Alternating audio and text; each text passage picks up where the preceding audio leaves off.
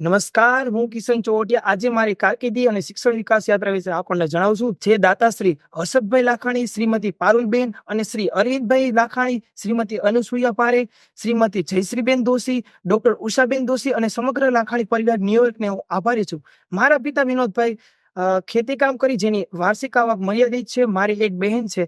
સમગ્ર પરિવારની જવાબદારી મારા પિતાશ્રીની છે.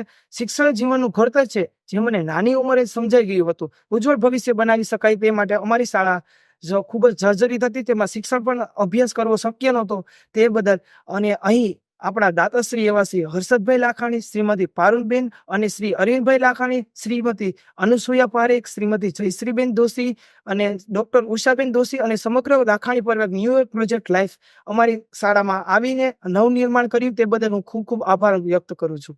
શાળા અર્પણ સમારોહમાં આ દાતાઓ અને દાતાશ્રીના સહપરિવારોથી મને પ્રેરણા મળી કે તેઓ ખૂબ જ પ્રેમાળ હતા. ખાસ કરીને તમામ વિદ્યાર્થીઓને તેમની વાત સાંભળીને મેં મારું શિક્ષણ આગળ વધારવાનું નક્કી કર્યું.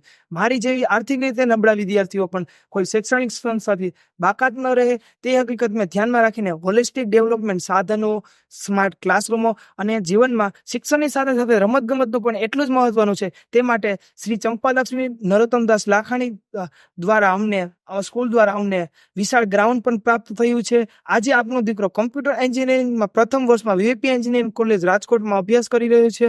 બી અભ્યાસક્રમ પૂર્ણ કરીને મારું ધ્યેય ભવિષ્યમાં આ ક્ષેત્રમાં કારકિર્દી બનાવવાનો છે.